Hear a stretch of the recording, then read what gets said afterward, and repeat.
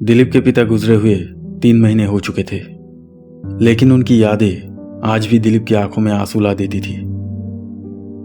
वो अपने पिता से बेहद प्यार करता था। दिलीप अपने परिवार में एक लौता बेटा था। दिलीप एक सॉफ्टवेयर इंजीनियर था और वो बेंगलोर के एक ऑफिस में काम करता था। एक दिन दिलीप ऑफिस से घर लौटने के बाद अपने मोबाइल पर कुछ देख रहा था। तभी उसके एक ऑफिस कॉलीग राजीव ने उसे फोन किया। हाँ राजीव, बोल। क्या कर रहा था? कुछ नहीं, बस बैठा था। तू घर पहुंच गया क्या? हाँ, पहुंच गया। कुछ देर बाद डिनर करूंगा। वो मैं कह रहा था कि चल कुछ दिनों के लिए कहीं घूमने चलते हैं। ऑफिस में 3 दिन की छुट्टी है और वैसे भी तेरे पिताजी चले जाने के बाद से तू भी काफी उदास रहता है। तेरे और मेरे फैमिली को लेकर कुछ दिनों के लिए कहीं से घूम आते हैं। तेरा मन भी थोड़ा बेहतर हो जाएगा। ठीक है। कोटा में मेरे पूर्वजों की एक हवेली है। बहुत दिनों से मैं वहां नहीं गया हूं, तो फिर चल वही घूमने चलते हैं। हाँ, तूने मुझे अपने पूर्वजों के हवेली के बारे में एक बार बताया था। हाँ तो ठीक है, वही चलते हैं। मैं तो बहुत ही एक्साइटेड हूँ। ठीक है, मैं तुझे कल सुबह फोन करूंगा।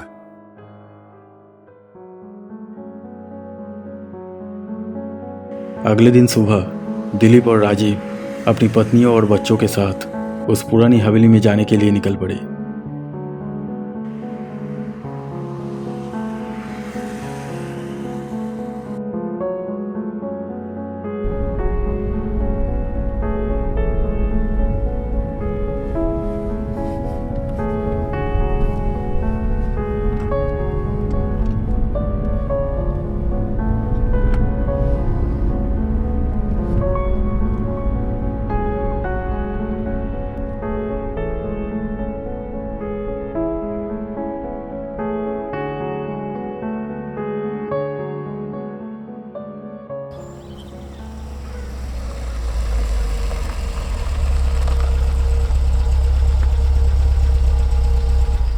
एक पूरे दिन ड्राइविंग करने के बाद जब वे हवेली पर पहुंचे तब दोपहर हो चुका था।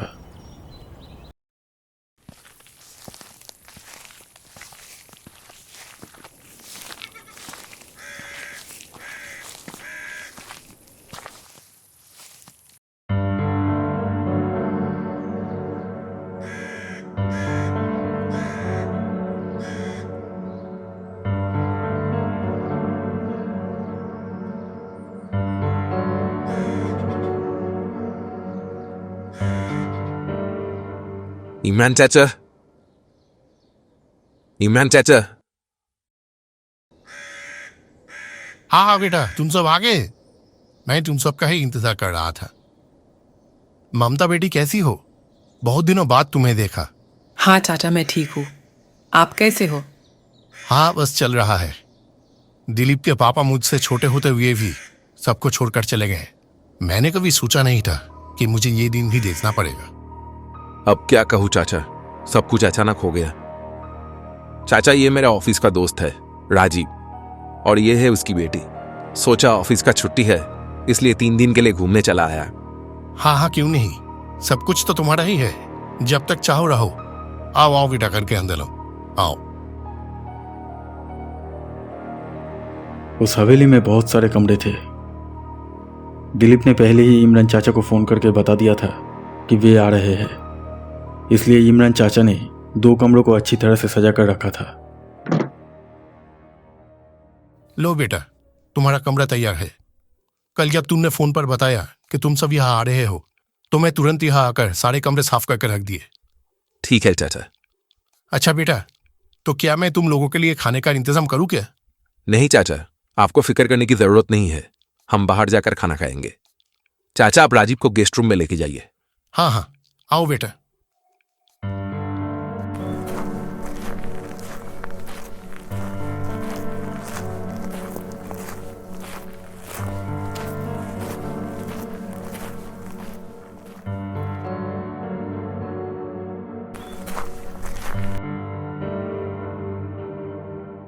आओ बेटी आओ, ये तुम्हारा कमरा है। पानी बाहर रखा हुआ है। अगर किसी चीज की जरूरत हो तो मैं नीचे हूं, मुझे बता देना। ठीक है अंकल। मैं शाम तक यहाँ हूं, फिर मैं घर चला जाऊंगा। ओह अच्छा अच्छा, तो आप यहाँ नहीं रहते? नहीं बेटा, मैं यहाँ नहीं रहता। मैं यहाँ कभी कभी आता हूँ साफ सफाई करने के लिए, फिर मैं घर लौट जाता हूँ। हाँ, लेकिन जब कोई शादी का फंक्शन होता है तब मैं यहाँ रह जाता हूँ। ठीक है बेटा, तुम सब आराम करो, मैं चलता हूँ।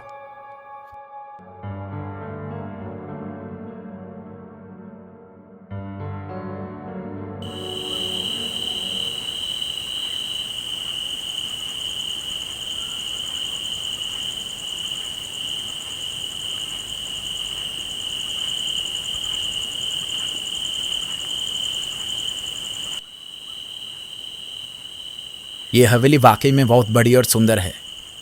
कितनी पुरानी है ये हवेली? 300 साल पुरानी है ये हवेली। तो अब इस हवेली का तुम्हारे अलावा और कोई वारिस नहीं है? नहीं, मैं ही इस हवेली का आखिरी उत्तराधिकारी हूँ। मेरे पिता का एक और भाई था, लेकिन उसकी शादी नहीं हुई थी। कुछ साल पहले दिल का दौरा पड़ने से उनकी मौत हो गई। उसके बाद इस हवेली का इकलौता वारिस मेरे पापा ही थे। अच्छा, तो इतनी बड़ी हवेली में अब कौन रहता है? कोई नहीं रहता है। तो ये चाचा कौन है? पापा ने इमरान चाचा को केयरटेकर के तौर पर रखा था। दरअसल पापा इस हवेली को शादी समारोह के लिए किराए पर दिया करता था। इमरान चाचा यहाँ नहीं रहते हैं। वो यहाँ केवल तब रहते हैं जब यहाँ कोई शादी का प्रोग्राम होता है। वो कभी कभी यहाँ आते हैं और साफ सफाई करके घर चले जाते हैं।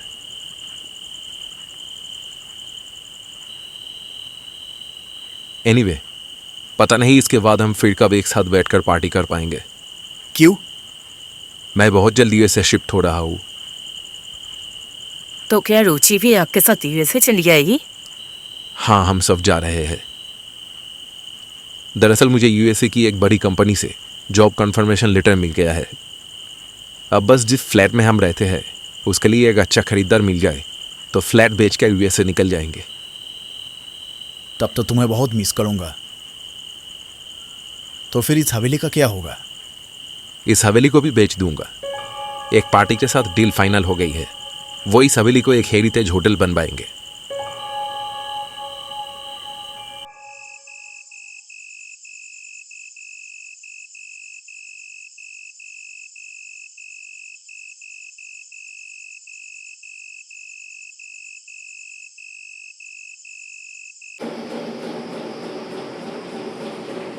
उस रात राजीव और दिलीप अपने अपने कमरे में सो रहे थे।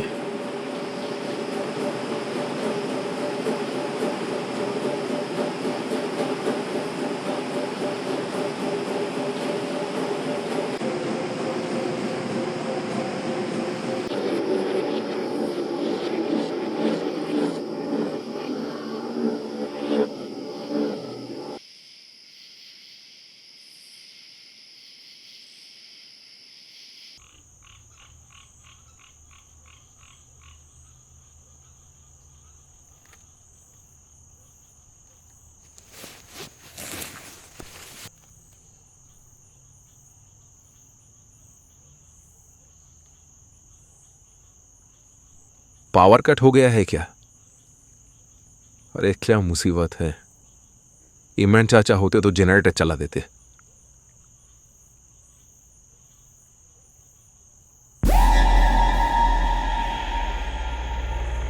ममता कहाँ चली गई इतनी रात को बच्चे को लेकर?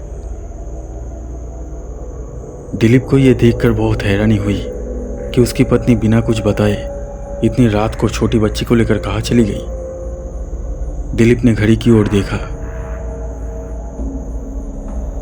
खिड़की से आ रही चांदनी की हल्की सी रोशनी में दिलीप ने देखा कि रात के 2:45 बज रहे थे।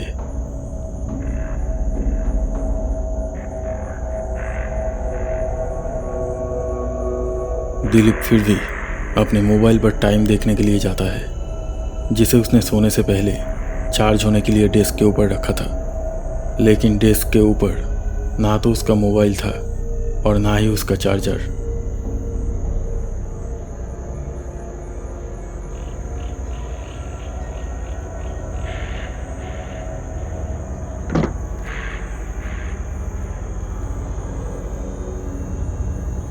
दिलीप कमरे से बाहर निकलता है और देखता है कि ममता कहाँ गई है। ममता,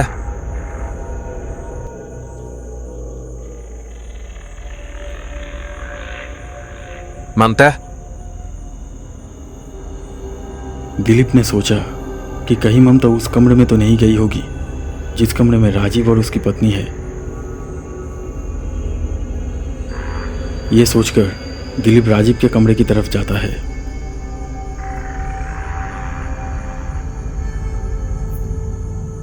राजीव के घर के सामने आते ही दिलीप को और भी हैरानी हुई, क्योंकि राजीव के कमरे का दरवाज़ा खुला हुआ था। चांद की हल्की रोशनी कमरे में आ रही थी। दिलीप बाहर से कमरे के अंदर झांकता है, लेकिन उस कमरे में भी कोई नहीं था। ये देखकर उसकी हैरानी और बढ़ गई। उसे ये समझ में नहीं आ रहा था कि इतनी रात को सब कहाँ चले गए।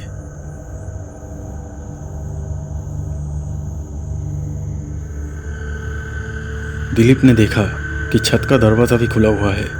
तब उसे लगता है कि शायद पावर कट हो जाने के कारण सब छत पर हवा खाने गए हैं। दिलीप छत पर आता है, लेकिन छत पर भी कोई नहीं था।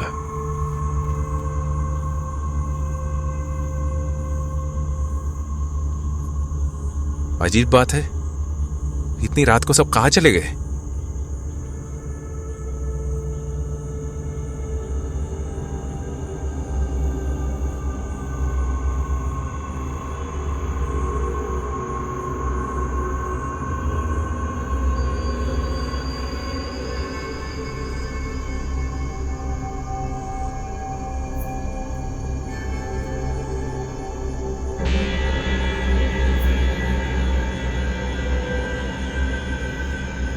इमरान चाचा, या इस समय? चाचा तो घर चले गए थे। इमरान चाचा, इमरान चाचा, आप वहां क्यों खड़े हैं?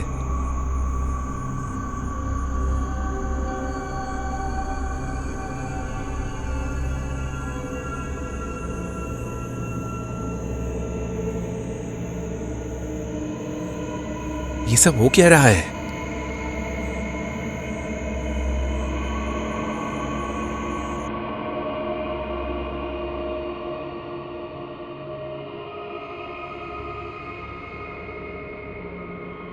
इमरान चाचा को हवेली के अंदर आते हुए देखकर दिलीप इमरान चाचा से बात करने के लिए हवेली के मेन गेट की तरफ जाने लगता है। एक कमरे के सामने आकर दिलीप रुक जाता है।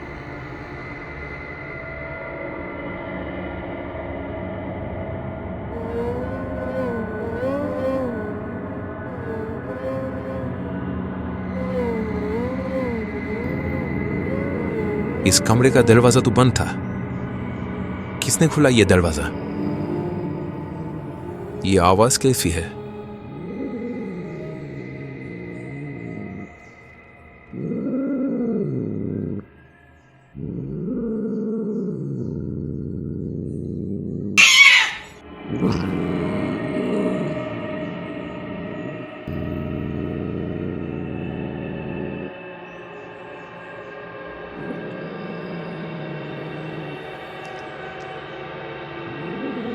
हुश,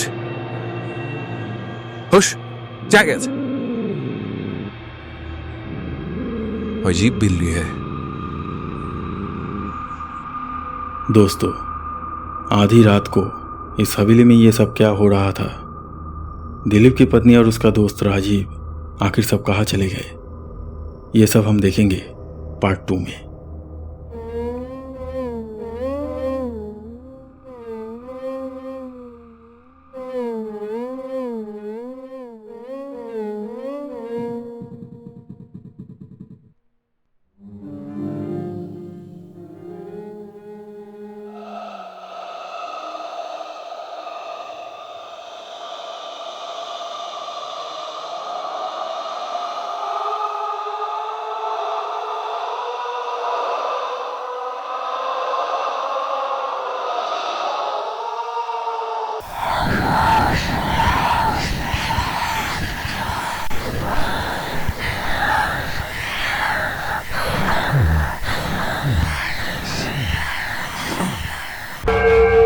दोस्तों, अगर ये वीडियो आपको अच्छा लगा तो प्लीज़ लाइक कीजिएगा और हमारे इस चैनल को सब्सक्राइब करके इस बेल आइकन को ज़रूर दबा दीजिए ताकि आप हमारे आने वाले वीडियोस सबसे पहले देख सके।